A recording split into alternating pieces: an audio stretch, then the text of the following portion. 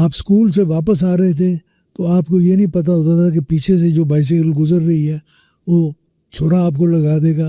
So half of the time you were looking backwards. Our defense people never gave it much importance. They never gave much value to science.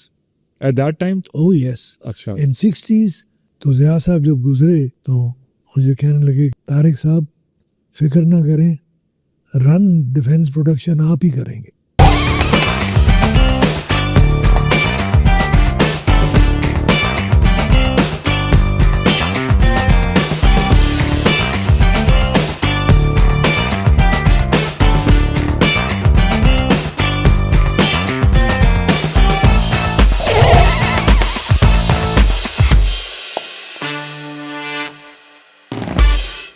Hello and Assalamu alaikum everyone. This is me Uzair Hassan and you are watching the all new episode of the Sapiens Experience podcast. हमारी episodes में आपने देखा कि different genre के लोग हमें join करते हैं globally. In today's episode, I am extremely nervous because this is going to be one of my favorite podcasts. And आपने देखा कि हमने अब तक का सफ़र जो है बहुत स्मूथली ट्रैवल किया आप लोग के साथ. And thank you for all the love and affection that you have been giving us so far. In today's episode, we are going very deep into someone's life. We are going to talk about an unsung hero. Unsung is tarah कि he is not in spotlight, though his services are going to be remembered for decades and for centuries. We are going to welcome Mr. Tariq Mustafa, who is joining us all the way in Islamabad. Assalamu alaikum sir, कैसे हैं आप? वालेकुम अस्सलाम. बिस्मिल्लाहिर्रहमानिर्रहीम. I am finally considering my age, 91 years. Thank you so much sir for joining us. A little about your journey, क्योंकि introduction में अक्सर हम कंसाइज एक इंट्रो देते हैं अपने गेस्ट्स का, पर जो हमारे पास इंट्रो है and what I've been reading about you since last 2 days, I am extremely astonished and excited to meet you as well. Thank you once again for being part of this podcast. तो जिन लोगों को नहीं पता है थोड़ा सा मुझसे start करेंगे कि you have been part of the space program, you have been part of the deals, defence deals, you have been part and serving Pakistan globally, चाहे वो जब प्रोक्योरमेंट होती है डिफरेंट वेपन्स की, सबमरीन्स की, एयरक्राफ्ट्स की, you have been part of that as well. You have been part of the first space program as well. You have been part of the initial scientists जिनका बहुत important role रहा है पाकिस्तान के space programme को launch करने में. And further on हम साथ साथ जिस तरह कॉन्वर्जेशन करेंगे हम आपके बारे में लोगों को बताते भी रहेंगे एंड उसमें से कुछ क्वेश्चंस ड्राइव करेंगे. But just for the start, let's actually start this journey. Where you were born and how it all started. आप उर्दू या इंग्लिश या मिंग्लिश कौन सी लैंग्वेज इस्तेमाल करनी चाहेंगे? मैं दोनों में, क्योंकि हमारी जो ऑडियंस है वो ओवरसीज पाकिस्तानीज है. अच्छा, तो we are going to go with both the languages. जी. सो जी, जो मेरा इम्पोर्टेंट पार्ट था वो आपने टच नहीं किया, and that was to be born at a time when the Pakistan struggle was being conceived. Absolutely. 1931. 1934. 34. I was, yeah. And I had the good fortune to be at that adult age in 47 when the real struggle. So वो जो सीने पे गोली खाएंगे पाकिस्तान बनाएंगे, that I've lived through that portion. And that I think was something that is close to my heart. But born in Faisalabad to parents who had migrated from Jalandhar, basically agriculturist background, but with a very strong tradition of public services, in the sense that my dad was a member of the Punjab Assembly, subsequently became finance minister in the Mamdod cabinet soon after Pakistan was formed. Okay. And my uncle, Hafiz Abdullah, was a member of the Central Assembly in Delhi many years and a founding member of Muslim League and one of the lieutenants of Quaid-e-Azam. So we were born in that family and we've seen the development of the city of Lalpur into Faisalabad and the birth of Pakistan, which was quite an experience. Okay sir, ये तो आपने बताया कि you were born in 1934 and you were actually in your complete senses जब ये पूरा struggle का and independence का time था. a little more into this topic right now. थोड़ा सा आप बताएंगे how was Pakistan after this independence, after 1947, when you were actually living in the main Pakistan, जब टाइटल मिल गया था, इनिशियल डेज कैसे थे? Initial days were very difficult, ji, क्योंकि August 47 saw partition, and partition saw the largest movement of people from Pakistan to India and India to Pakistan. And it led to rioting all over India, especially in Punjab, and especially in the cities, Lahore, Amritsar, all this area. They were very, very difficult times. इसी का ये position हो गई थी कि people had started barricading their houses. अब लाहौर शहर जो था where we live much of the time, we used to live in an upper storey Mall Road पे ऑपोजिट जो जू है लाहौर का जी. तो उसका ब्रॉड स्टेयर केस ऊपर जाता था, नीचे बड़ी शॉप्स थी. तो वो स्टेयर केस पे लोगों ने आग लगानी शुरू कर दी थी. सो मुझे याद है कि डैड हैड टू पुट ये टीन के, ये जो घी के टीन होते हैं ना, इसको काट के तो वो टीन ब्रॉड करके, तो it was clad with metal, ताकि जाते वक्त कोई वो फेंक जाता है so it won't easily catch fire. आप स्कूल से वापस आ रहे थे तो आपको ये नहीं पता होता था कि पीछे से जो बाइसिकल गुजर रही है वो छुरा आपको लगा देगा. So half of the time you were looking backwards. So feeling of uncertainty. Neighbors which had been lifetime friends because of the atmosphere, not because they turned against each other, but जब atmosphere ऐसा हो गया था, then you didn't know कि भी दूसरा बंदा कौन है. So Lahori Darwaza became Muslim and Shah Almi Darwaza became Hindu, and there were fires all over the place. So it was a period of great uncertainty. और भी चीज़ें जो हुई, आई थिंक इट्स, इंसान क्या कह सकता है जी, it was a shameful performance by both sides. अच्छा सर, ये आपने कुछ बताया इंडिपेंडेंस के बारे में.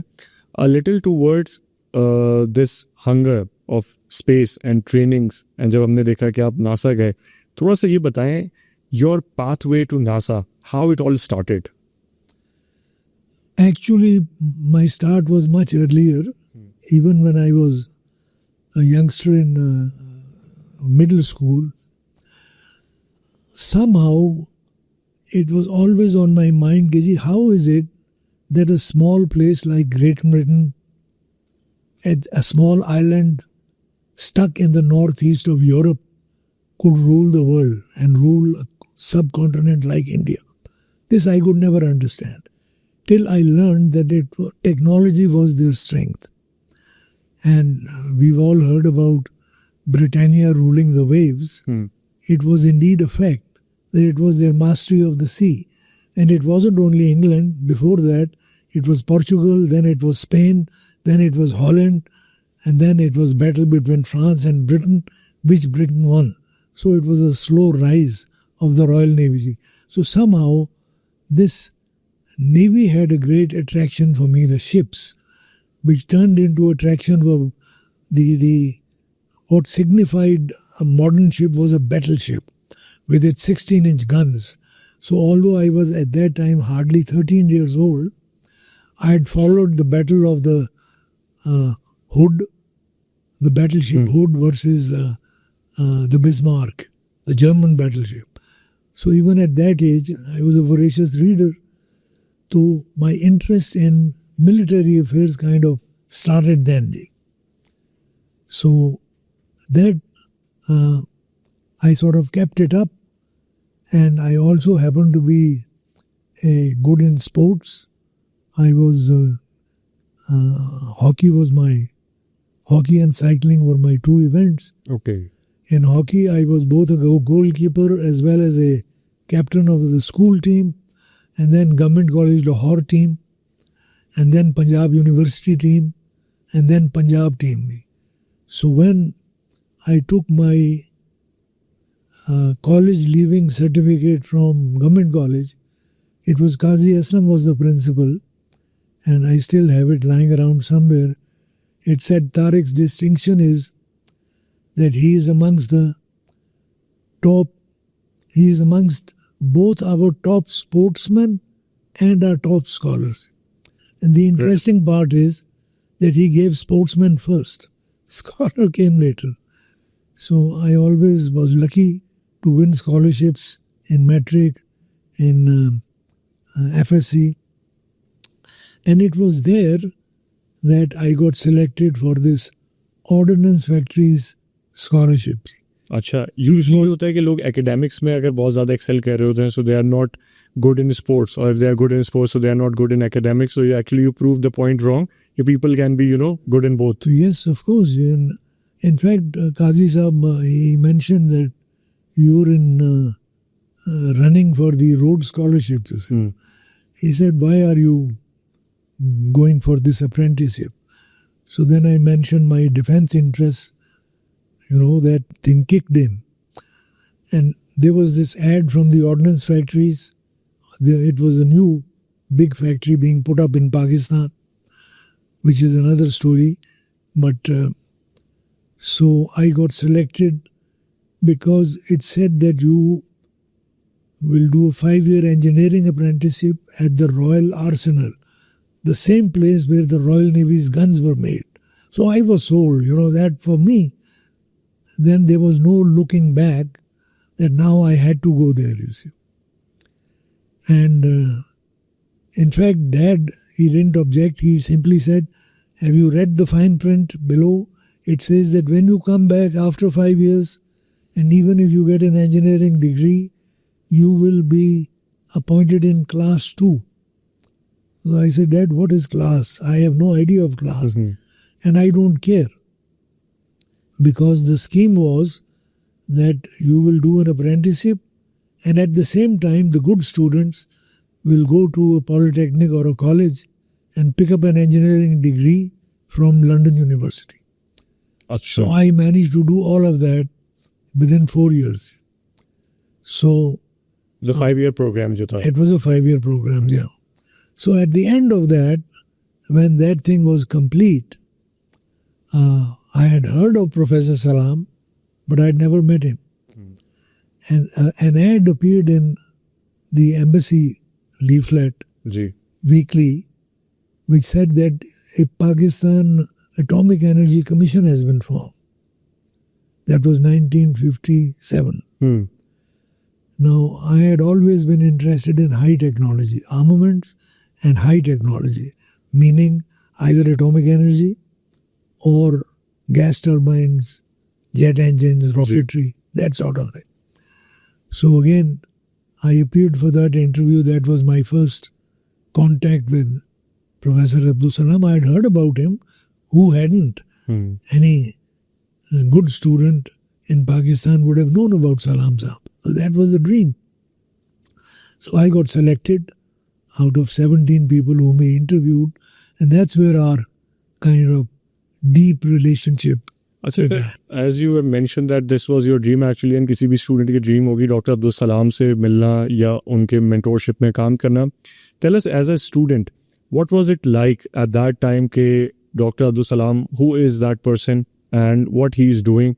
As आपके जैसे बाकी जो students थे उस time पे, what was their thought process Dr. Abdul Salam के बारे में उस time पे? He was a hero in every way. He was a unique.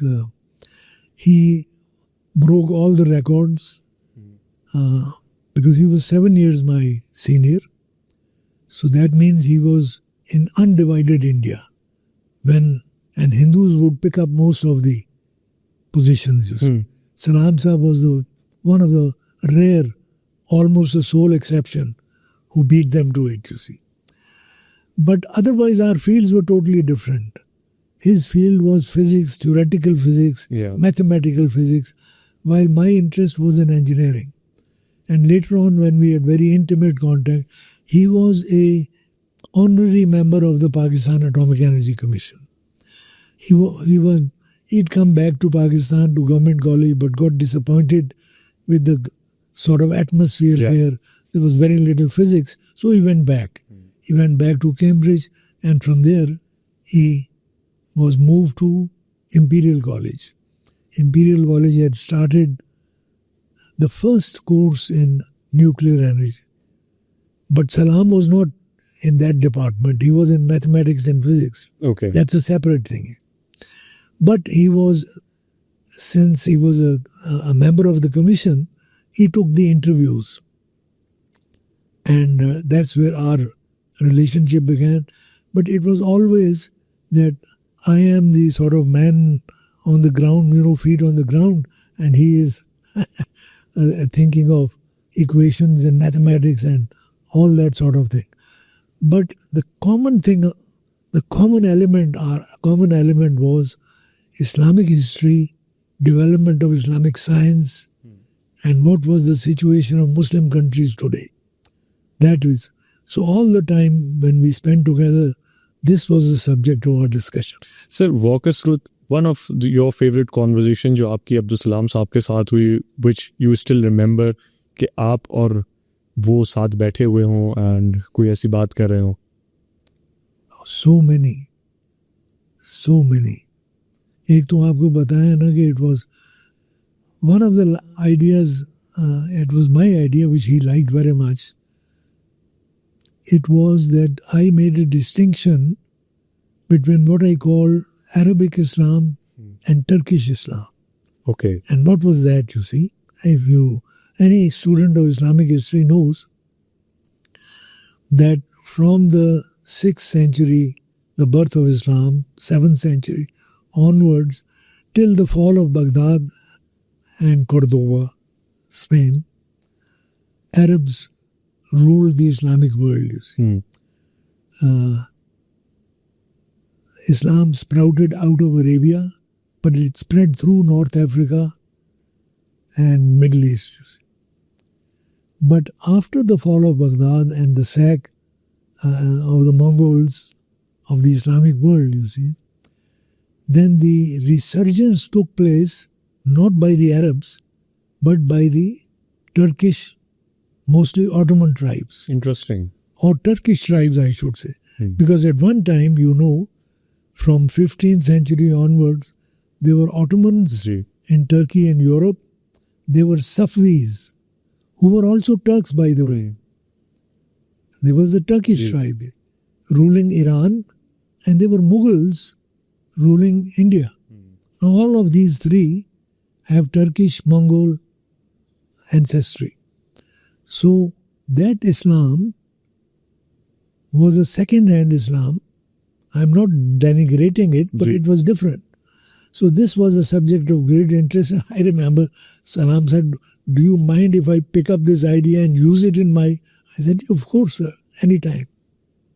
And he did use it. So this is the kind of, discussions we had. And of course, Islamic history of science is so rich. In fact, I don't think justice has been done to it. Westerners today, George Sarton, for example, I have his books, underlined all that. He puts it very bluntly. He says he divides the world history into 50-year tranches. From 750 to 800, then 800 to 850, 850 to 900, etc. And then he nominates who were the notable scientists of each 50 years. The table is still with me. From 750 to 1250, the whole thing is dominated 90% by Islamic scientists. Wow. Yeah, they are rarely the names of at that time Chinese or Indians. Europe doesn't figure. ठीक है. Europeans, if they wanted to learn not just about science, but about the Bible, they would go to Spain, learn Arabic, and study the Bible. Why? Because in UK and in other parts of Europe, Bible was only touched by priests. ठीक है. Only in Latin. And the common man had no idea of Latin. So the common man had no access to the Bible. So anybody and who wanted to learn really, he went, like we today, if we want to study the Quran in a modern way, we go to Western University. We don't go to our madrasas here. So, that is the kind of subjects. Just sir, briefly, if you can tell, what is the reason that you have identified so far is downfall ka? Because previously, as you have mentioned, there were scientists all from the Islamic background, Islamic history. लेकिन उसके बाद एक time period एक ऐसा आया जिसके बाद हमें इस्लामिक साइंटिस्ट या inventions from the Islamic scientist नहीं देखने को मिली. What was the reason? Much better scholars have wrestled with this subject compared to me.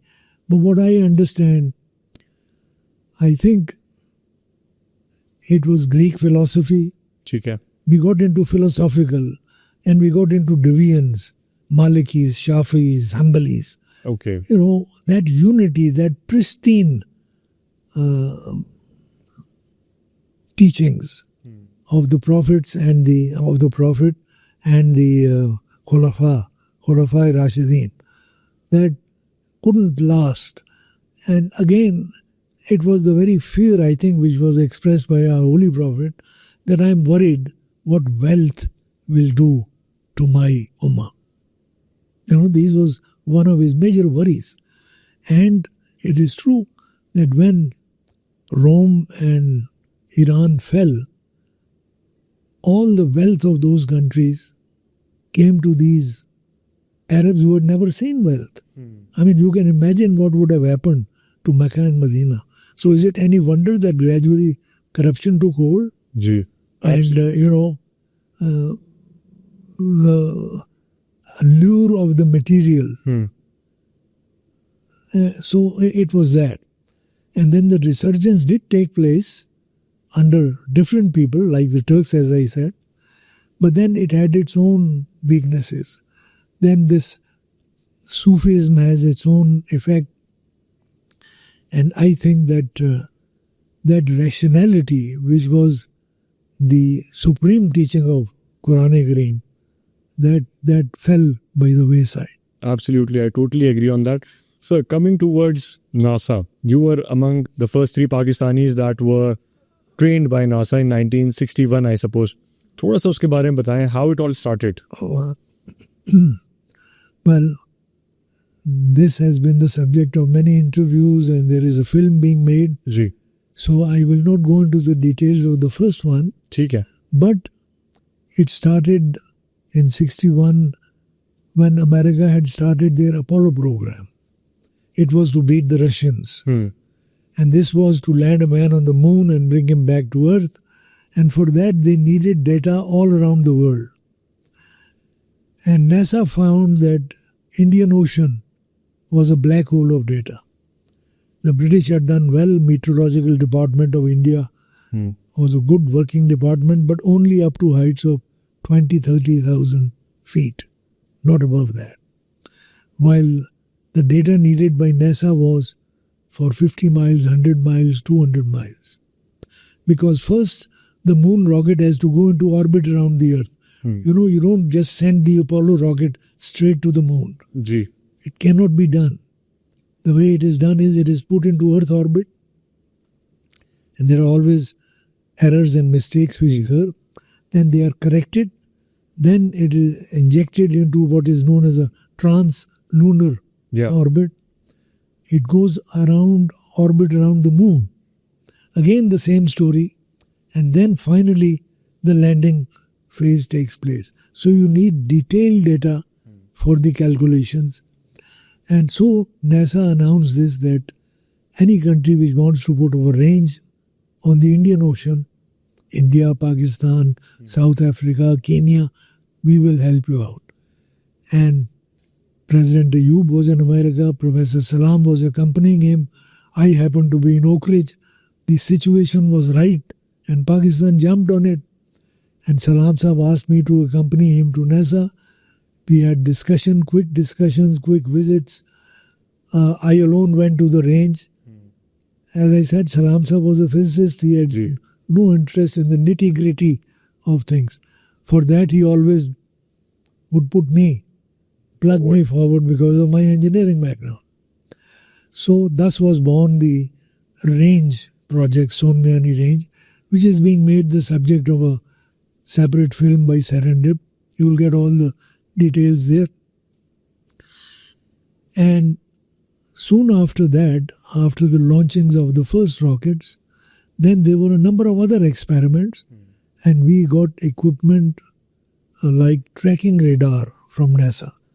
Now that was a very important, significant development for Pakistan and for our defense, because that was the first tracking radar in Pakistan. अच्छा. Before that, there used to be surveillance radars, the ones which go round and round at airports and so on and so on. Tracking radar is the one like an eye which fix on to a particular and then follows it, you see. It has a different circuitry, its electronics are different. Okay. Yeah. And Suparco was the first to get a radar like that, an advanced radar. And that came in very handy, because soon after that, in 71, India attacked Indo-Pakistan war, and the Indian missile boats attacked Karachi very successfully. They sank 2 Navy ships, and Navy was caught with their pants down because they could not detect the presence of these. And while the tracking radar had a better range than the surveillance radars. So this was our introduction to the Navy and the defense services, that Suparco has technology which is ahead of our defense services. अच्छा, as you mentioned about this entire procedure जहाँ पे आप लोग गए and आप लोग की training हुई, what were some other significant advancements जो आपकी training की वजह से पाकिस्तान सुपारको या डिफेंस के पास आई? One was the radar, and ये radar आपकी training के first phase में ही पाकिस्तान को receive हो गया था, या was it something that was decided earlier कि ये later on आएगा पाकिस्तान में? रॉकेटरी इटसेल्फ जी, रॉकेट चलाना तो एक बात है ना जी, अमेरिकन से तो हमने वो सीखा था, लेकिन then we decided, professor Abdul Salam and doctor Usmani, actually a lot of credit goes to Dr. Usmani. Salam Sahab basically was a theoretician. Okay. And he had an international name. He was known all over and he was respected. So that was a great thing. But Salam and Usmani, we called them Usmani Salam Bradana. They were the two. But Usmani Sahab was the chairman of Atomic Energy Commission. He had all the executive power. When I was at Oak Ridge and joined Salam Sahab, there was no Suparco. I was working for the Atomic Energy Commission. And the team I selected, Salim Mahmood and Sikandar Zaman and Farooqi, all of these were from the Atomic Energy Commission. That was another reason why we could move so fast, because we got a ready-made situation with Dr. Usmani's full support. So we could do things within 9 months, which even NASA was surprised. That detail will be covered in the film. You see. Absolutely. But after that, the same year, it was decided that the next step would be for Pakistan to acquire the technology of making such rockets. And it is not just rockets, it's the rocket casing, the rocket nozzles, the rocket nose cones, plus the propellant, which is a totally different field. It's a chemistry, while the other one is more mechanical engineering. Yeah. So, and Americans said, quite rightly, they said, why do you want to make rockets when we are willing to give you everything for the experiments? Now, we couldn't, share everything with them. Ji. So we had to look for a country which would share technology without asking questions. And that was both Japan and France showed interest. So Salam Sahab, Usmani Sahab and myself, we visited these 3 countries on a number of occasions, and finally we selected France. France was way ahead of Japan, 1963-64. In terms of the rocket exploration and इस चीज़ के अंदर? To manufacture rockets. Okay. And their propellants. So we, thus was born our second project of Suparco, That is when Soparco was formed on paper also. And we were moved from atomic energy to Soparco. But our offices were always neighborhood and we worked for both.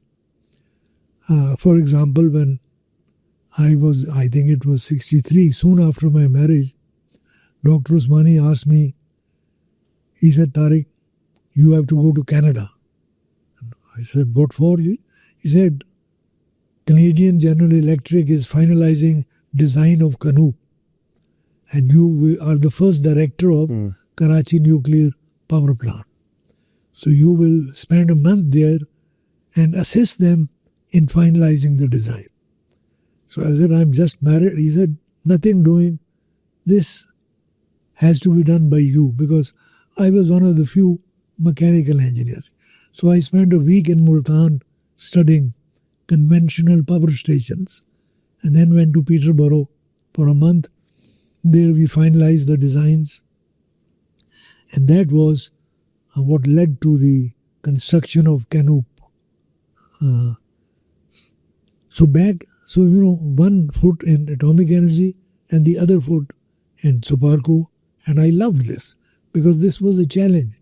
This is what I had told Salam Saab, that it would be a dream come true. It was my dream coming true. So for me, it wasn't work.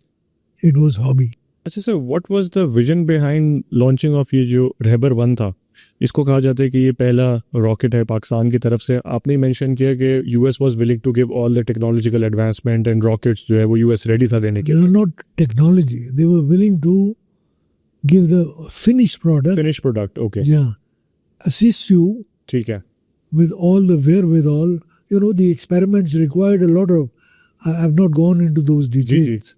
Yeah, the whole team, we worked with a very small team. The Indians did the same job with 22 people.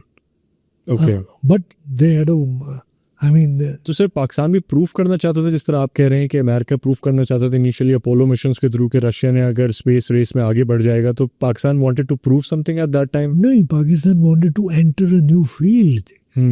It was for us a dream coming true. लेकिन atomic energy, you could say atomic energy में पाकिस्तान क्यों गया था?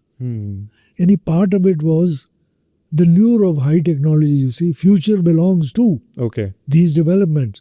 So if you don't participate in that, and the leaders and the nation were welcoming towards this कि आप इस पे जाएं आगे. Very much so. लेकिन it is also a fact that our defense people never gave it much importance. They never gave much value to science. At that time? Oh yes. अच्छा. In 60s, throughout this, we had the support of the President Ayub Khan, but he never visited us in Sonmiani. Only one general, Lieutenant General, visited Sonmiani when we were manufacturing the rocket. Before that, they showed no interest whatsoever.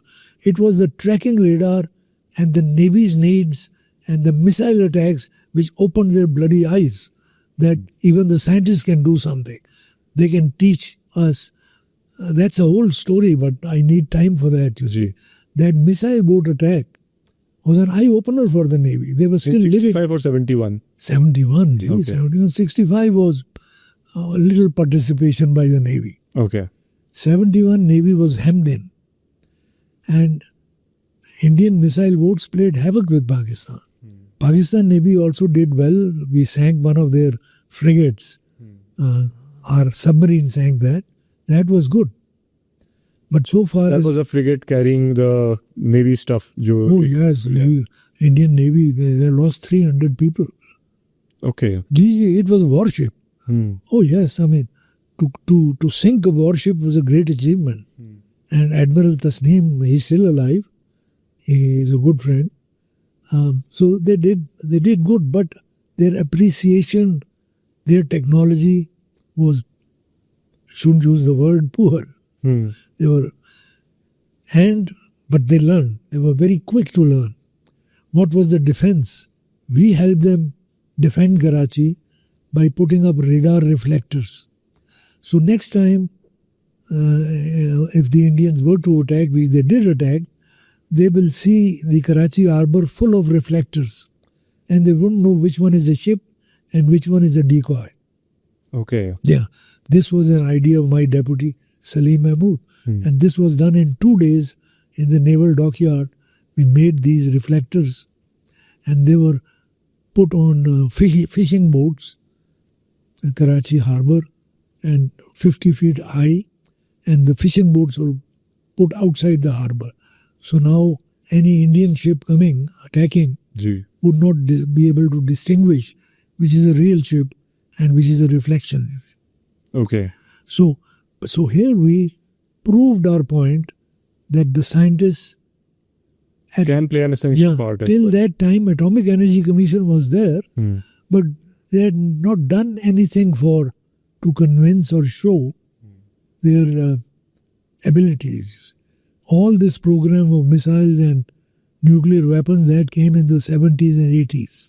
Okay अच्छा sir, जैसे आपने mention किया radar system, इस तरह की और कौन सी ऐसी टेक्नोलॉजीज आई पाकिस्तानियों के लिए जो कि फ़ायदेमंद रही लेटर ऑन इन टाइम, अगर हम बात करें इन लेटर 70s एंड 80s, जो कि आपको लगता है कि डिराइव हुई हैं फ्रॉम द स्पेस एडवांसमेंट्स और any of the technological advancements? I say, while in Supargo, I gave a lot of importance to what we call Earth resources satellites. These are not Pakistan satellites.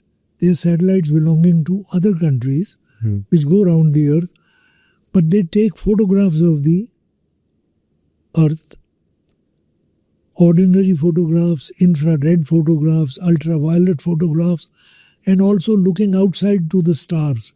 So there are two areas. One area is looking at the universe, that is science.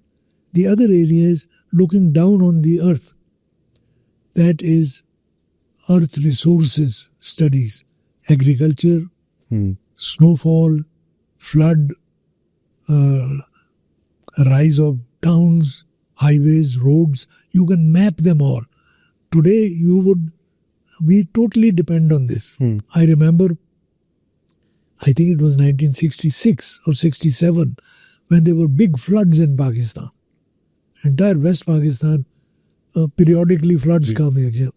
So that was one of those years. Now the normal system for the government was that the upper officers asked the DC, Deputy Commissioner, how is the damage in your district? He will ask Tahsildar, he will ask the Patwari. Patwari has no means, he's sitting in his office, he'll just go around Checking the current scenario. he'll just give his kind of a report like that. And this was my own idea. I knew about this Earth Resources satellite of NASA, and I requested NASA to give us pictures which they had obtained of the Pakistan area. And we told them we want to study our flooding. They said much that we would like to help, but we only have pictures of one place every 18 days. You know, there is a time period. Yeah, the time to revolve around. Yes, exactly. The rocket is revolving, the Earth is revolving. So you don't cover the whole Earth all the time. Nowadays it can be done. Yeah. But in those days, so I said, well, let's at least have a look at them. What was the last? They said, fine. So we got a whole bunch of photographs and we stuck them on a wall and our eyes popped out, you know. You could see Pakistan in one go. The Indus River with all the rivers. Sakhar barrage was like, जैसे नाला होता है ना, जी.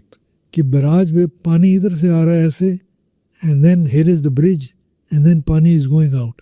Yani sitting in your office in Karachi, we could map out where the flood had damaged. Now how? Because although the waters had receded, but they had left the moisture behind. And that moisture was visible on the infrared photographs. So this is such a powerful technique. So straight away we formed a Earth Resources Group in what we call Sparse and Space Research Center. So it is these studies which have helped us. We now know what the snowfall over the Himalayas is. In the past we had no idea that next season how much water would come down. After all, it is all snow melt. It is not the rainwater which counts. It is the snow melt in Kashmir which comes the next season. That's important, you see. So if you can get an advance idea of how much snow has fallen, then you know next season how much water is going to come. You can plan your whole thing. So it's nowadays we are worried about India sitting in Kashmir. जी. Now, if we didn't have that information, we'll be helpless. Now at least we have, whether they like it or so things are now far more advanced. I'm just giving you an idea. Every year new things, new developments take place. So this looking down at Earth resources satellites, they have scientific importance, so it is these areas from which Pakistan did and should get benefit. अच्छा sir, initially हमने जब आपका introduction दे रहे थे, many people don't know that you are a civilian yourself and you have been part of some of the incredible crucial and sensitive positions as well. ये कैसा था and how you actually convince them to make you part of this entire situation, क्योंकि हमने usually civilians को एक certain level तक जाते हुए देखा है and you have been part and directly dealing with these people. थोड़ा सा इसके बारे में बताएं. I didn't have to convince them. They were already convinced. It's the events. Ji. When there's missile boats, we could teach the Navy. We had written a report. What I have not mentioned is that Admiral Muzaffar happened to be brother of my colleague. So, we were on family terms with him. And I spent those 10 days of 1971 war, half of my time was spent in the naval headquarters, sort of assisting him around. Because the Navy had no idea of the performance of the missile boats. So I said, look, this is your major threat. So he suddenly remembered. He said, but few years before, Egyptian Navy had acquired similar boats from Russia. These are Russian boats. Okay. And they had used it against the Israeli Navy in the Mediterranean. It was an encounter between Egyptian missile boats and Israeli ship which sank on the first encounter. Israel's reaction was so instant, they grounded their destroyers, frigates. अच्छा. जी. The entire fleet जो था उनका. Not to go out because you can't match a missile boat. A missile boat will always win. So they were very quick. So I said, we can get information. Egypt is friend. Muzaffar Sahib said, not only a friend, the commander-in-chief of Egyptian Navy was my colleague in a course in America. He picked up the phone and he said, we have this problem with the missile boats. He said, I'll send my commander of the Egyptian missile boats to Karachi. The next day, the commander was there at the airport, and who received him? Me and Salim Mahmood.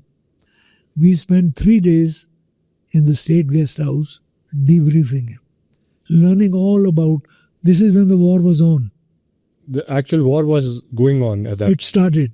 Achha. The same day or the next day, it started, because I remember it distinctly, because that is when at lunchtime the news came in that Pakistan. First, the news was that we've lost 2 ships. And then the next day, the news came that Pakistani submarine has got an Indian frigate. And this Egyptian commander who was sitting next to us, उसने कलाबाजी खाई कालीन के ऊपर. He was so happy. Genuine was. I have seen it with my own eyes. तकल्लुफ कोई नहीं किया. He was a Pakistani. अच्छा, थोड़ा सा. So, मैं बताना चाहता हूँ, तो we wrote a report for the Navy. So उसके बाद मतलब do we have to convince them ji. that नहीं, absolutely. So next time when then we developed those reflectors for the Navy. Now what was the defense against missile boats? ये तो periodic है ना. जी. Navy had thought of it. They had acquired British helicopters. Helicopter तो acquire कर लिए थे, but the weapon from the helicopter, how to hit the missile boats, was still under consideration. And again, Navy had very little knowledge about missiles. While we in Subarco had knowledge of rocket behavior. And Navy was, invited to witness trials of two anti-ship missiles, Automat and Exocet. These are now well-known names. These trials were taking place in Italy. So Navy decided to send Salim and myself to witness these trials. So they sent us without sending a naval officer. And it was our report to choose the Exocet over the Automat and to stick it on the Navy helicopters. So Navy was convinced that we have something to contribute. ठीक है. Now came the war with Egypt, the Sinai. The Egyptians and Syrians, for the first time, gave a bloody nose to the Israelis. They crossed the Suez Canal. So Pakistan Army sent a delegation to learn about the performance of Russian missiles, especially anti-aircraft missiles. So again, I was invited to be a part of the army delegation because of our help to the Navy. By that time, the news had gone around that there are a few sarphere जिनको कुछ पता है defence equipment का. अच्छा sir, 1973 के बारे में अगर बात करें, रमज़ान वॉर के बारे में बात करें, अगर आपसे ब्रीफली पूछा जाए कि आपका रोल क्या रहा उसमें, इनफैक्ट जो डिफेंस नेगोशिएशंस हुई उस टाइम के ऊपर, कैसे एक्सप्लेन करेंगे इसको? हाँ, वो बड़ा अच्छा एक्सपीरियंस था जी. That we spent a week in Egypt and then a week in Syria and learned जो भी उनका system. I was in particular interested कि ये जो रशियन मिसाइल्स हैं, सैम 2, सैम 3, सैम 4, सैम 6 और एक उनकी शिल्का गन थी. अच्छा जी, how did I know about these things? जी, this was that when I was in charge of the project with France. So I spent 2 years in Paris with my team. They learned French. I was the one जिसको उन्होंने interpreter दे दिया था. So I had the bad luck. But anyway, while in those 2 years that I was, managing this rocket plant in France, I wrote to all the manufacturers, the big defense manufacturers of Europe, that I am posted here from Pakistan and I want to visit you. Each one of them said, welcome, sir. Okay. Gee, no hold, because it was embassy letterhead. I didn't go through the ambassador. I just wrote the letters direct. Literally every manufacturer, Oerlikon of Switzerland, Hotchkiss brand, Thomson CSF, Sud Aviation of France, Spanish, Italian, Automelara, and they received me with open arms. So I spent a lot of my time with these European manufacturers. So I was totally familiar with the Exocet because of my work in France, which was my own initiative. I mean, किसी ने कहा नहीं था आपको ये करने के लिए? Nothing. Air Marshal Noor Khan आए Paris में. I had developed a project to make these 68mm rockets for the Mirages. Mirage खरीद रहे थे. Mirage the Russian? French. Okay. कि we will use these, make the rockets in Pakistan, 68mm. So Noor Khan साहब ने सुन के, young man, I was 28 years old then. Wow. Young man, I needed them yesterday. आप तो आइंदा की बात कर रहे. तो मुझे ब्रेन में हुई, मैंने कहा जी ऐसा, मैं 10,000 रॉकेट उनसे खरीद लूँगा और बाकी प्लांट लगा देंगे. Noor Khan said, I need 30,000 today. You see, the needs of the defense are for today. Ji. They don't think in terms of Future. 3 years from. अब जरा position बदल गई है, but at least in those days, and understandable, I don't want to run them down. The result was that they would not think in those terms of producing. It was only when Mr. Bhutto came in 71, one has to admit that he didn't like the idea. Number one, You remember he said, since India was working towards an atomic bomb, जी that Pakistan must have the bomb, atomic even if we have to eat grass. जी And by the same token, it meant that he said that we need to, in Ministry of Defense, there should be a defense production division. So a new division was created. Now the question was, where do you get the people for it? जी So that's how I was moved, that you can leave Subarco now, forget it. There are bigger pastures to handle. So move over to defense production. So I was moved, not given a choice, from there to Ministry of Defense, where I spent the next, 14 years, something Okay. like that. So this is how my association started with the Navy, but I was member of the delegation to Syria and Egypt. वो बड़ी कहानी है ये, मैं कितना आपका वक्त ले सकता हूँ. अच्छा सर, आपने जैसा बताया कि ये वाले चैलेंजेस कुछ आपको फेस करने पड़े एंड आप जो है उस बाको से अब जो है डिफेंस साइट पे आ चुके थे. इसके बारे में बताएं कि आप जब टैंक्स रीबिल्ड कर रहे थे, was there any challenge that you were facing, या बाद में जाके चैलेंजेस जो है बढ़ गए या टाइम के साथ कम होते गए आपके लिए? This is all part of the defence production effort. मैं उसको बताता हूँ. जब भुट्टो साहब आए, जी उन्हीं दिनों गद्दाफी साहब लिबिया से आए थे और उनकी लाहौर स्टेडियम में मुलाकात हुई थी और ये तय पाया था कि Pakistan will be made the Arsenal of Islam. Financial resources Libya के होंगे, Pakistan will set up the factories. ये आइडिया था. तो उस पर जो उस वक्त के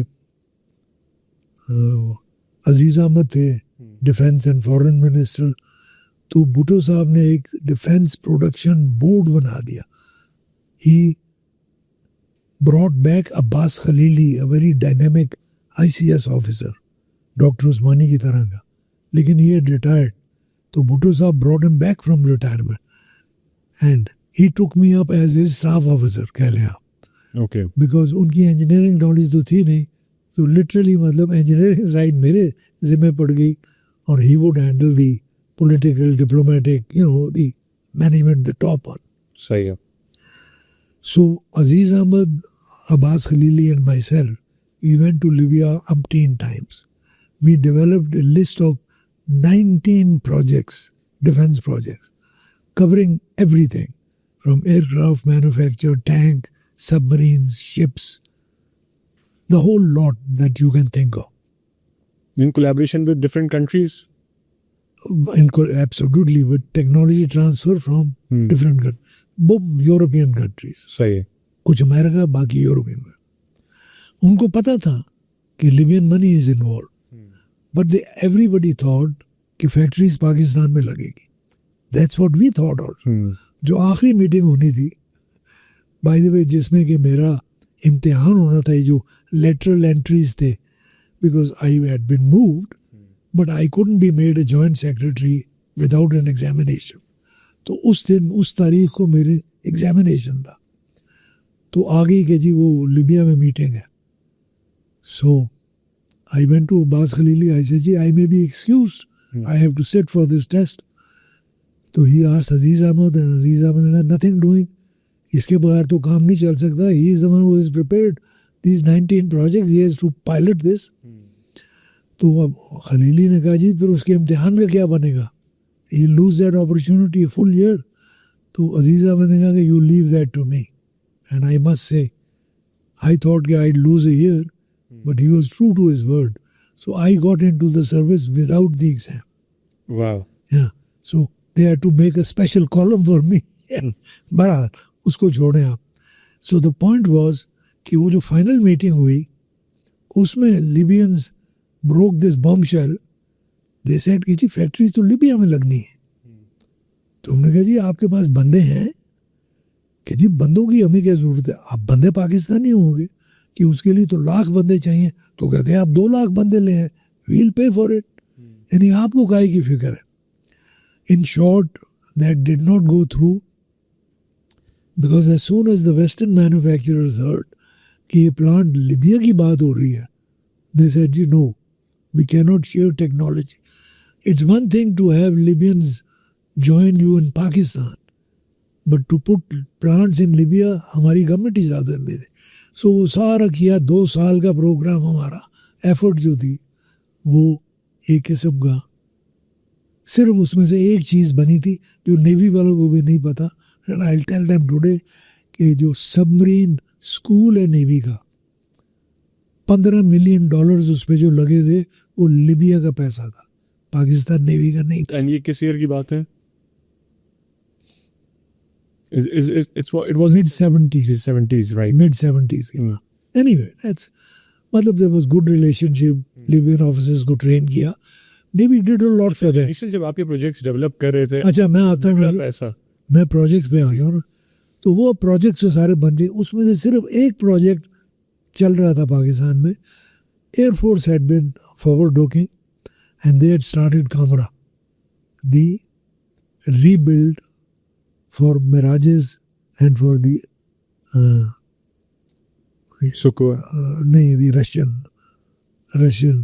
MiG-19, okay, MiG-1921. वो एक्सपैंड हो गया दोनों के लिए. सो वो था. बाकी टैंक वाला भी इंसेप्शन में था. ये जो टैंक प्लांट है हमारा जी, टेक्सला बुनियादियाँ. But then under that guys we pick them up, मतलब, और उनको financial resources और human resources, तो ये they became real projects. It was during the 70s कि ये सारा अमल में फिर आया. डिफेंस प्रोडक्शन की जो बेसिक फैसिलिटीज़ थी, ऑर्डिनेंस फैक्ट्रीज की एक्सपेंशन थी, ये सब फिर उसका हिस्सा थी. Basically it was mister Bhutto's insistence कि भाई डिफेंस प्रोडक्शन डिवीजन अलहदा होनी चाहिए और उसको सपोर्ट मिलनी चाहिए. एंड उसके ऊपर फिर ये जो बाद में जो कुछ हुआ. During this period Zia sahab became first the chief of army staff and then president. जो वाक़या हुआ जी, उसमें मैं नहीं जाता. When Zia Saab became the chief of army staff, जो मेरा सेक्रेटरी था मसूद हसन डिफेंस प्रोडक्शन का, he went to see Zia Saab कि भाई डिफेंस प्रोडक्शन और आर्मी का आपस में बेहतर ताल्लुक होना चाहिए. And he took me along. तो ज़िया साहब से मेरी पहली मुलाकात वहाँ हुई जी. उस मीटिंग में मसूद हसन माई secretary was a civilian also, लेकिन वो सिस्टम्स मैनेजमेंट में थे, was not an engineer. उन्होंने ऑफर की ज़िया साहब को कि जी आपकी जो 3 मंथली GHQ की ऑफिसर्स की मीटिंग होती है उसमें मौका दिया करें कि एक short talk by defence production on a subject of interest to the army. Zia sahab ने कहा गुड आइडिया. नए नए आए थे तो उन्होंने आइडिया एक्सेप्ट कर लिया. सो जब वापस आ रहे थे डिफेंस मिनिस्ट्री, मसूद हसन कहते हैं कि नेक्स्ट तैयार हो जाओ भाई, next talk you will give a talk, मेरे ज़िम्मे डाल दी. So I chose defence, anti aircraft defence by guns and missiles. ये होगा जी 1976 या 77. ज़िया साहब अब अभी प्रेसिडेंट नहीं बने, he is chief of the army staff. वो मीटिंग हुई, GHQ के 300 ऑफिसर्स थे, तमाम सारा GHQ इकट्ठा था. तो उससे पहली evening I was sitting in my office, तो एक डिफेंस कॉन्ट्रैक्टर आया, यंग मैन, वो मुझे कहता है कि आप तो यहाँ फाइलें निकाल रहे हैं, GHQ में तो छुरियाँ तेज़ हो रही हैं. मैंने कहा वो क्यों? कहता है कल आपका टॉक है ना. मैंने कहा हाँ. तो कहता है जी वो कहते हैं कि एक सिविलियन की हिम्मत कि एंटी एयरक्राफ्ट डिफेंस पे हमें टॉक दे, हम तो उसकी गर्दन उड़ा देंगे. अब आप देखिए क्या होता है, लहूलुहान हो जाएगा कल. तो मैंने कहा ये तो बहुत अच्छी बात है, मैं तो चाहता ही हूँ कि डिस्कशन शुरू हो. My sole purpose is to get a debate going. So I went back to my file. तो नेक्स्ट डे जी I went into that talk, वो मेरा फेवरेट सब्जेक्ट था। आपको पता है मैं ओर्लिगन के पास जा जी। चुका था, मैं क्रोथेल मिसाइल स्टडी कर चुका था फ्रांस में, so this was nothing new for me. 40 minute में I covered the development of anti aircraft systems from World War II onwards. Talk खत्म हुई, ज़िया साहब उठे और कहने लगे open for questions. Now comes the rub, no questions, not a single person got up. Which they were preparing for a while कि आप आए। जी। ज़िया साहब खड़े हुए, ये मैं आपको आंखों देखा हाल में। ज़िया साहब लुक्स थ्रू द राइट, जहाँ वो एंटी एयरक्राफ्ट का जनरल बैठा हुआ था। जनरल साहब नो क्वेश्चंस। जनरल साहब उठे, जेब से कागज निकाला, कहते हैं sir I have a whole list of questions but the speaker has covered them all. Wow. So that is answer to your question कि how was the credibility built। तो ज़िया साहब के साथ तो credibility उस टॉक में हो गई। जी। I mean he could see now The substance। कि the man है सब, exactly। उसके बाद कभी उनको कुछ अच्छा। फिर एक वक्त आया when I was in Ministry of Defense कि एक दिन एक फाइल आ गई from the defense from the armor board। ये आर्मी का होता है जो जी। टैंक्स की पॉलिसी वगैरह, एंड देर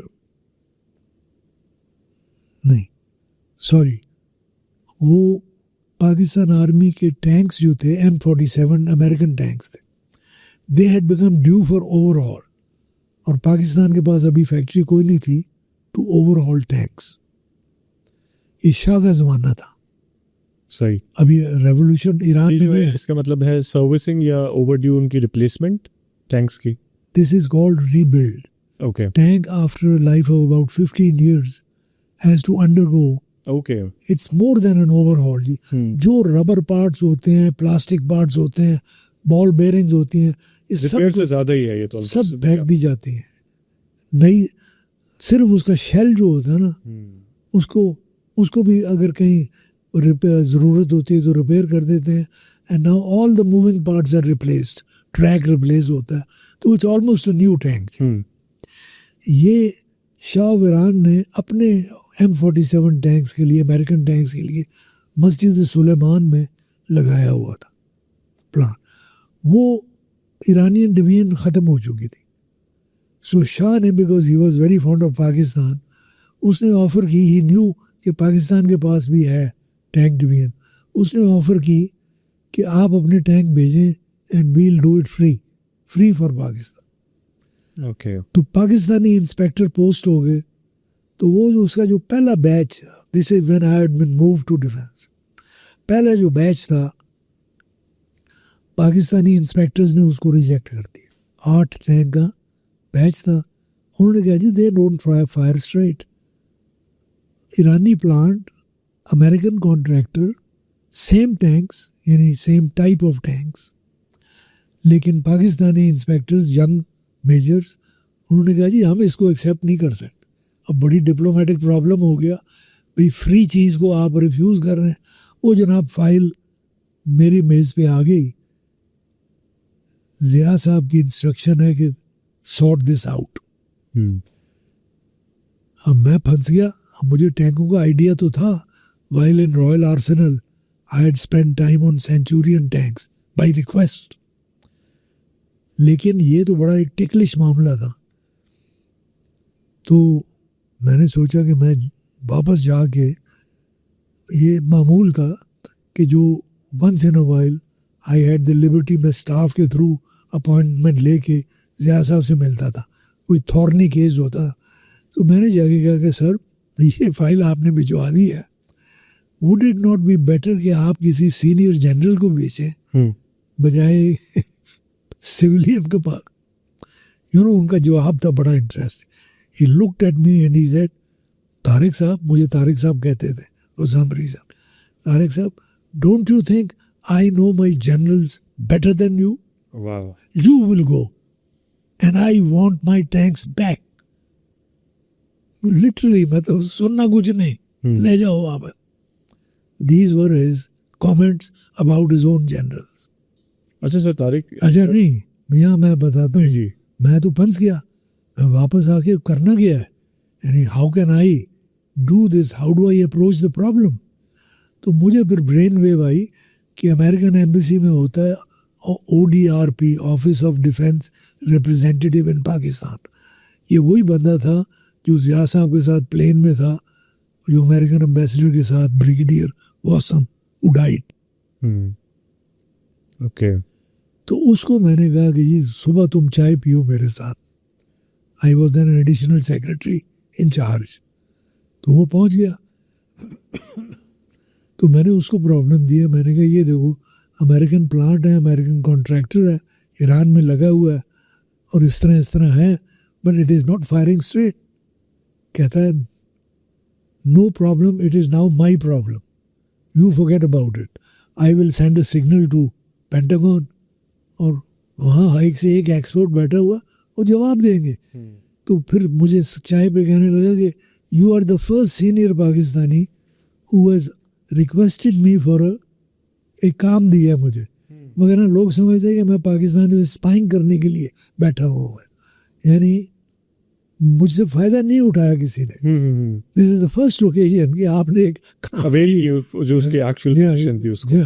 सो अच्छा जी, तो जनाब उनका जवाब अगले दिन जवाब उनका आ गया। उन्होंने कहा जी कि सिंपल तरीका है, हमारा टैंक प्लांट है एलाबामा में, स्टेट में, दुनिया का बेहतरीन प्लांट है। ये टैंक वहीं डेवलप हुआ था, वो उसकी एक एक रग को पहचानते हैं। आप अपने बंदे ले आए वहाँ और वहाँ उनके सामने प्रेजेंटेशन दे तो वो आपको इसका हल ढूंढ देंगे। तो अगेन मुझे भेजा गया, एक आर्मी डेलीगेशन साथ दिया, और वो जो हमारा डिफेंस अटैचे था जो बाद में एम्बेसडर बना था, दुरानी, पाकिस्तान का एम्बेसडर मेजर जनरल दुरानी, वो साथ था। तो उन्होंने बुलवाया हुआ था वो अमेरिकन कॉन्ट्रैक्टर को, वो पहले से प्रिपेयर्ड थे, उनको पता था कि बात हो रही है टैंक्स की। तो चंद घंटों में उन्होंने हल ढूंढ लिया उसका। उन्होंने कहा जी दिस इज नथिंग न्यू, ठीक है ये टैंक M47 ही है, but it is a different version from the Iranian. Okay so ये नॉर्मल है कि जब एक नई वर्जन आती है तो उसके जो पहले दाने होते हैं वो, मतलब हम हाथ साफ कर रहे होते हैं, तो वो often they are not firing straight.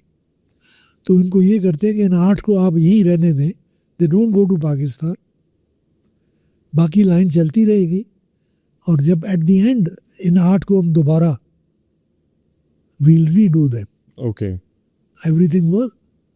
So Pakistan, we didn't get all our tanks back because उस दौरान में खुमैनी साहब आ गए, रेवोल्यूशन आ गया, इराक के साथ उनकी लड़ाई शुरू हो गई।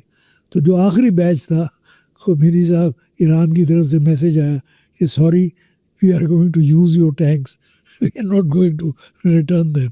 लेकिन उनसे दोस्ती थी, तो बात ख़त्म हो गई। अच्छा sir Tariq, you have worked with all 3 forces as a civilian, तो थोड़ा सा ये बताएं experience working with all 3 forces हमेशा से इजी रहा, डिफ़िकल्ट रहा, या कोई पर्टिकुलर फोर्स आपको लगा कि इधर से रेजिस्टेंस ज़्यादा है, या बाकी जगहों पे you are given free hand? Air Force is the most progressive. Okay Navy is number 2, and Army तो फिर Army है। It's a big force, slowly moving. तो वो आपके सवाल का जी, मतलब Air Force is much quicker to move. They're used so to yeah, you have seen evolvement as well over a period of time. उनके साथ, लेकिन I think that idea of setting a defense production division was a brilliant idea. Because, and at least I looked at it this way, our job is not to obstruct the services, but to help their good proposals. तो मेरी approach ये रही थी कि उनके अच्छे proposals को help करो, और जो चीज़ उनकी पसंद नहीं है उन पे सवाल करो। यानी I was not a dummy sitting there. जी, जो I have to unfortunately say this के सम ऑफ माई अर्लियर, यानी जिनको नहीं पता वो बेचारे क्या करते हैं, उनके लिए तो एक आर्मी की तरफ से एक प्रपोजल आया हुआ है इक्विपमेंट के बदले, उनको इक्विपमेंट का पता ही नहीं है, तो वो क्या राय दे सकते हैं।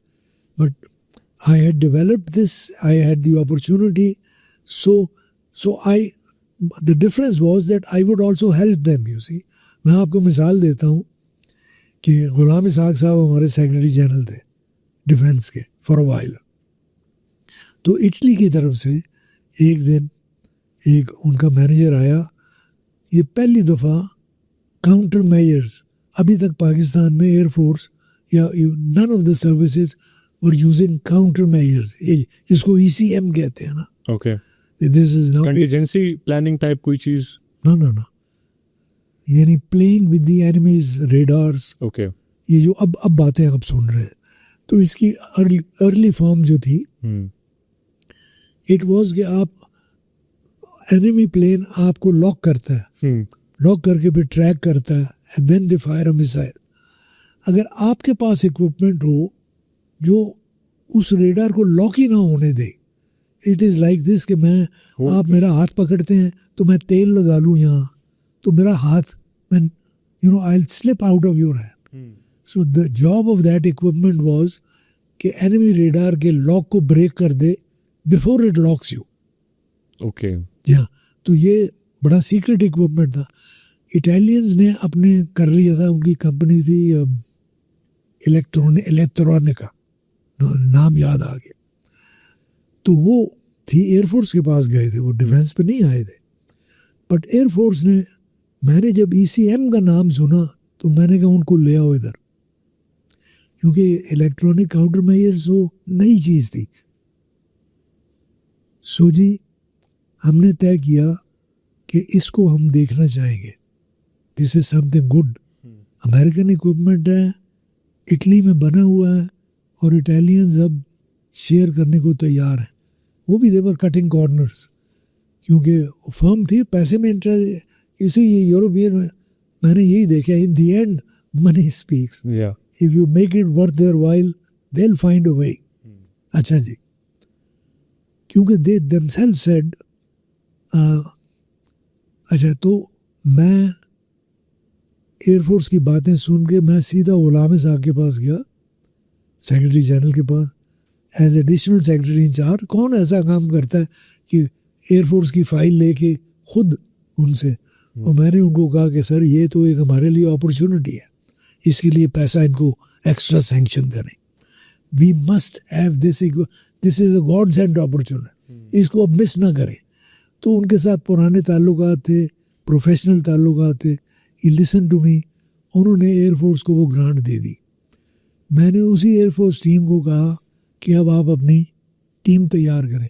With in 1 month we were in Italy.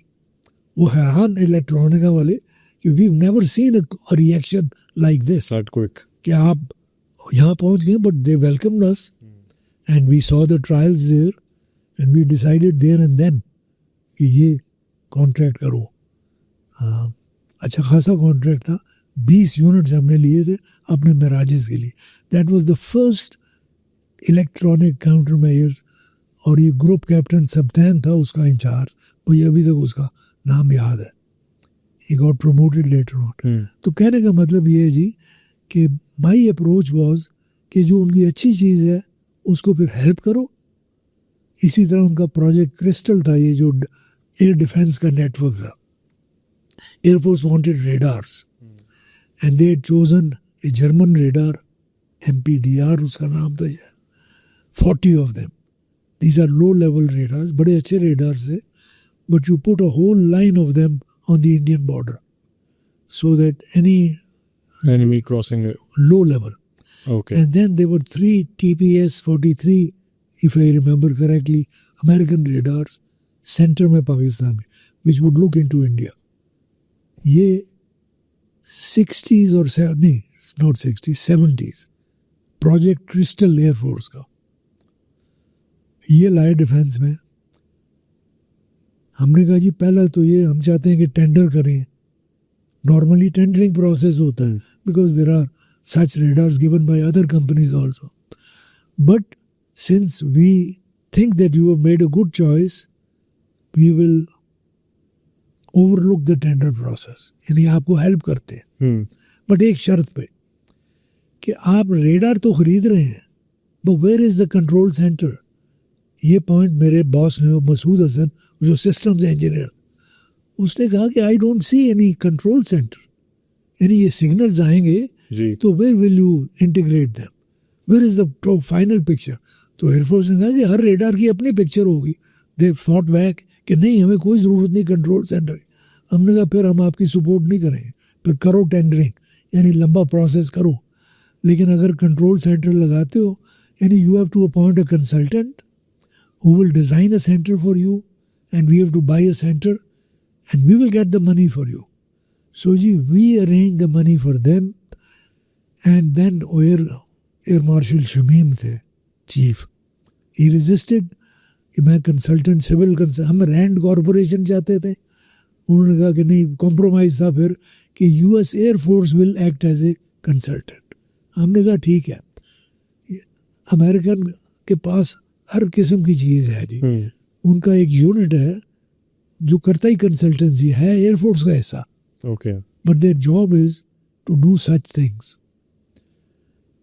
So we got air force to agree to this, so we purchase the radars on short purchase and we got this control centre, and that is the basis. जो आज पाकिस्तान की माशाल्लाह air defence, जी we had to step up on the Indians, कहना ये था। तो मैं मिसाल दे रहा हूँ आपको आपके सवाल की कि आर अप्रोच वाज कि जहाँ दे कैन कन्विंस अस कि भाई चीज़ अच्छी है, then we will actually help shorten the process. बिल्कुल। इससे फिर वो कॉन्फिडेंस आता था। सर तारिक, यहाँ पे बहुत इंपॉर्टेंट क्वेश्चन करना बनता है। With high offices, huge stakes comes huge responsibility. And यहाँ पे मैं उस स्टेटमेंट का जिक्र करना चाहूँगा जो जनरल ज़िया ने अपने एडमिरल को बुला के कही कि sir Tariq is going to run the show.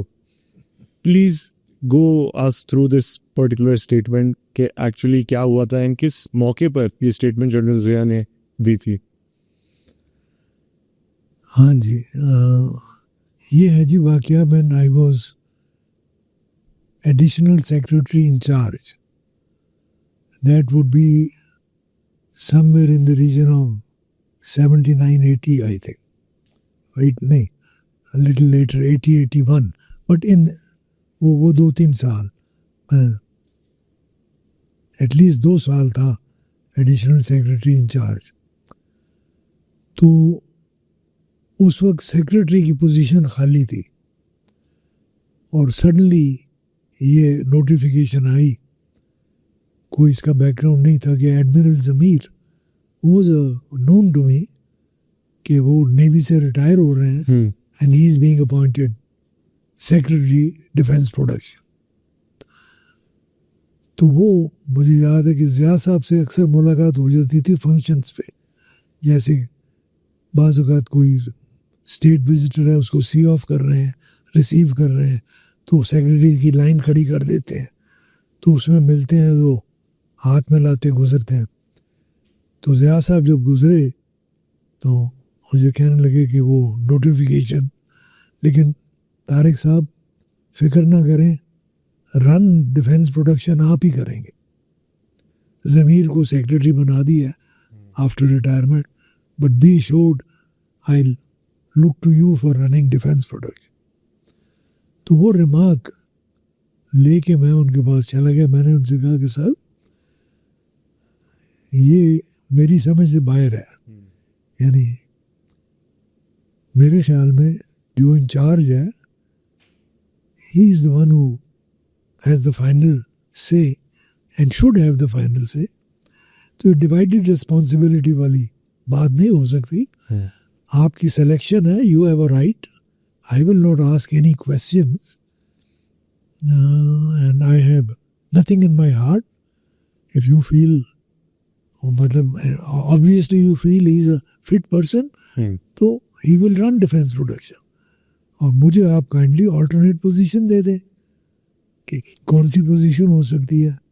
तो मैंने उनको फिर सजेस्ट किया था कि हमारे अमेरिका के साथ बहुत ताल्लुकात हैं टेक्नोलॉजी में जी, तो अगर मुझे उधर अकोमोडेट कर दे, because at the back of my mind was to find a place जहाँ हमारी जो बच्ची है जो खसूसी डाउन सिंड्रोम डॉटर है, जी आज माशाल्लाह 46 ईयर्स हो गए हैं, 46, हाँ, कि उसकी एजुकेशन का बंदोबस्त हो जाए, और वो सिर्फ अमेरिका में उस ज़माने में हो सकता था। तो उस ज़माने में अमेरिका में पोस्ट होना एडिशनल सेक्रेटरी के लिए रैंक का, या तो एम्बेसडर होता और नहीं जा सकता। तो मेरे लिए ये अपॉर्चुनिटी थी कि फिर उसकी मतलब इनकी अम्मी जो थी, माय वाइफ मरूमा, उनकी हमेशा ख्वाहिश थी कि इस बच्ची का कोई प्रॉपर जी इनका देखभाल हो जाए। So that served both the purposes. तो मैंने कहा जी कि मुझे उधर रिलीव कर दिया जाए। Sir, with that you were given the title of pope. आपकी एक्सपर्टीज को मद्देनजर रखते हुए टाइटल आपको दिया गया था। थोड़ा सा इसके बारे में बताएं कि why was this title given, and आपको डिफेंस सर्कल में इसी टाइटल के नाम से जाना जाता था।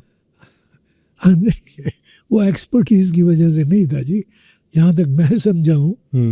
पोप से आप एसोसिएट करते हैं ना कि भाई कैरेक्टर जो है जी, यानी आप इन्फ्लुएंस नहीं होते और छोटी मोटी चीज़ों से, स्पेशली करप्शन से। Absolutely. That was I prefer to believe it was a reference to my reputation. Okay, कि भाई द क्लीन इमेज और बाकी जिस तरह आप बाकी सर्विसेज में, जी, बिकॉज दे सॉ इट जी, हम इतने कॉन्ट्रैक्ट्स डील करते थे। देखें, दिस रेपुटेशन गोज अराउंड। अगर और किसी को ना पता हो ना, जो एम्बेसडर्स जो मेजर कंट्रीज के एम्बेसडर्स हैं, उनको सब पता होता है कि कौन किस लेवल के और क्या हरकतें होती। ट्रू, बिल्कुल। ये क्योंकि बाद में मेरे साथ व्हेन आई वाज सेक्रेटरी फिर यही हुआ था कि मुझे without any notice I was moved from defence. तो उसमें मुझे ब्रिटिश एम्बेसडर का हैंड रिटन नोट आया था, अमेरिकन एम्बेसडर और टर्किश एम्बेसडर का। दे क्वेश्चनड एक्चुअली कि आपको क्यों रिमूव किया गया Exactly. Position. They said that this is a total surprise for us and we are interested to know कि why. तो मैंने कहा भाई चीफ एग्जीक्यूटिव की मर्जी है, secretary is at the beck and call of the chief. Secretary के लिए कोई क्वालिफिकेशन नहीं चाहिए, and there is no requirement. जिस तरह और है ना कि ये एग्जाम पास हो, वो हो, फुल सेक्रेटरी के लिए कुछ नहीं। It is left to the judgement. Even in America वो बाकायदा इंटरव्यू लेते हैं थ्रू कांग्रेसमैन, लेकिन हमारे यहाँ वो नहीं है साहब। प्राइम मिनिस्टर या प्रेसिडेंट, प्राइम मिनिस्टर की मर्जी है, ही नॉमिनेट्स, बात खत्म। अच्छा sir, last question of this podcast. It was a very amazing experience to talk with you.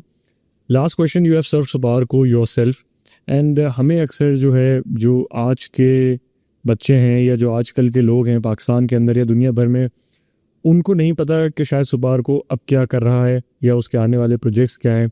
So are you still in touch with the team of SUPARCO? कभी आपकी बात होती है या एडवांसमेंट्स के ऊपर, या आपको कोई ऐसी नॉलेज हो कि अनकरीब कुछ होने वाला है या होगा या ऑलरेडी चल रहा है सुपारको के अंदर? नहीं जी, मैं फुली अप टू डेट नहीं हूँ उनकी डेवलपमेंट से। मैं जो प्रेस में देखता रहता हूँ जी, I do keep myself informed, लेकिन कोई मुझे अंदर की खबर जिसे कहते हैं ना जी, वो नहीं है। लेकिन सुपारको के इस वक्त दो एक्टिविटीज़ हैं जो हम सब जानते हैं।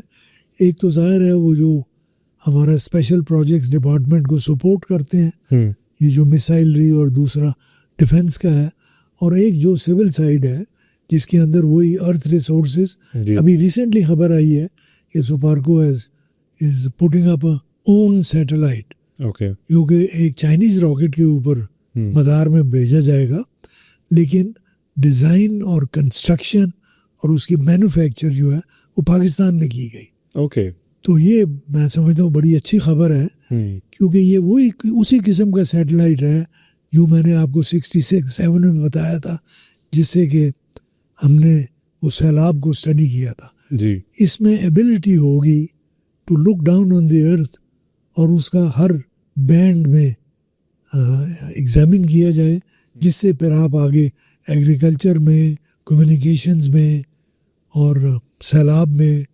डिज़ास्टर्स में, इन सब में उसकी आउटपुट जो है वो यूजेबल होगी।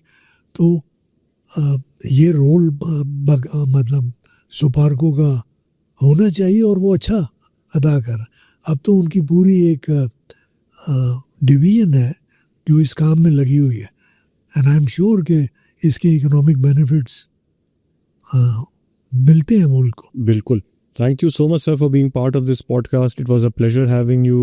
Thank you for considering this podcast. कि आप यहाँ पे आए, आपने कुछ इनसाइट शेयर की, एंड ऑफ कोर्स आपके साथ जितनी लंबी पॉडकास्ट हो जाए, डिटेल जो है वो हमेशा से कुछ ना कुछ ऐसी रहेंगी जो हमें आपसे लेती ही रहनी होंगी आगे इन फ्यूचर भी।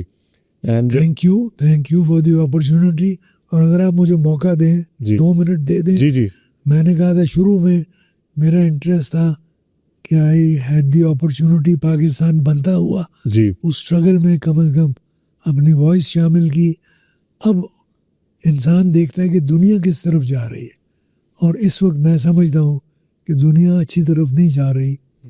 तो ये जो फ्यूचर ऑफ ह्यूमन काइंड है, इसके ऊपर मैंने कुछ लिखा है, और उसका बुनियादी खुलासा ये है जी कि ये जो नेशनलिज्म पे हम जोर दे रहे हैं पिछले 400 साल से, ये अब मिसप्लेस्ड है। We are living in the age of space, we have gone to the moon, we are aiming for Mars, we are looking at the stars. और अगर हमने इन चीज़ों को करना है पूरी तरह, तो ये जो नेशनलिज्म का कॉन्सेप्ट है इस दुनिया में कि ये बाउंड्रीज हैं, इससे हमें आउट ग्रो करना होगा। मेरा व्यू पॉइंट ये है, मैं आपसे सवाल करता हूँ कि डू सैटेलाइट जो हैं, do they recognise national boundaries? Not at all. Internet, does it recognise the boundary? Pollution, जी, does it recognise the boundary? Even climate change, या 3 नई चीज़ें जो हैं ये बाउंड्रीज को तो रिकग्नाइज ही नहीं करती। हम अपना पुराना कि जी ये मुल्क है और ये मुल्क है और ये छोटे 190 मुल्क हैं दुनिया के। भाई, it is time we realise that we are derive from one couple. इंसानियत जो सारी एक है, हमारा सारा जो दिमाग है और जिस्म है वो उन्हीं प्रिंसिपल्स के ऊपर चलता है। अगर उन प्रिंसिपल्स पे चलता है तो क्या फॉलो नहीं करता कि कानून भी एक होना चाहिए? ट्रू। अब खुद चुन लें कि कौन से कानून के मातहत दुनिया को चलना चाहिए। मैं नहीं कहता कि आप ये मज़हब लें या वो मज़हब लें, लेकिन इस एंगल से गौर करें और देखें कि कौन सा दीन है, कौन सा वो है जो आपको सूट करता है इस मॉडर्न टाइम्स के लिए। जी। और मैं समझता हूँ कि जब गौर करेंगे इस पे तो नतीजा आपको एक ही निकलेगा। तो वो उस पे मैंने किताब लिखी है, the case for God, based on reason and evidence, not faith. ये जो आजकल अनफॉर्चुनेट हो गया कि हमारे न्यू एथीज़म के आइडियाज़ आ गए हैं, ये स्पेस एज के साथ चलते नहीं हैं। अगर इनको गौर किया जाए, और मैं वही चाहूँगा कि इसकी तरफ तवज्जो की जाए, क्योंकि जब तक हम आपस के डिफरेंसेस ख़त्म नहीं करेंगे, इनफैक्ट चांसेस आर कि we may wipe ourselves out, we may commit suicide. There are good chances. अगर वो नहीं है तो ये जो आर्टिफिशियल इंटेलिजेंस आ रही है, इट मे टेक ओवर। जी। यानी all of this can happen. मैं नहीं कहता कि होगा, बिकॉज दूसरी तरफ ये भी बताया गया है कि इंसान को अशरफुल मखलूक़ात भी बनाया गया था। तो इसका मतलब है कोई एबिलिटी है, लेकिन उस एबिलिटी को हमें जगाना होगा, सामने लाना होगा। जिस तरह इस वक्त हम आपस में communism and capitalism can not live together. You got to agree on one system, whatever you care to. तो ये अर्ज़ करना था, उसकी तरफ तवज्जो मैं समझता हूँ बहुत बेइंतहा ज़रूरी है। बिल्कुल। With this thought we are ending this podcast. What you have learn from this podcast आप डेफिनेटली मेंशन कर सकते हैं if you are watching this on our social media channels. अपने क्वेश्चन ज़रूर मेंशन कीजिए। हम और किस टॉपिक पे बात करें डॉक्टर तारिक साहब से इन फ्यूचर, वो भी हमें बताइएगा। I will see you in another podcast. Till then, take care.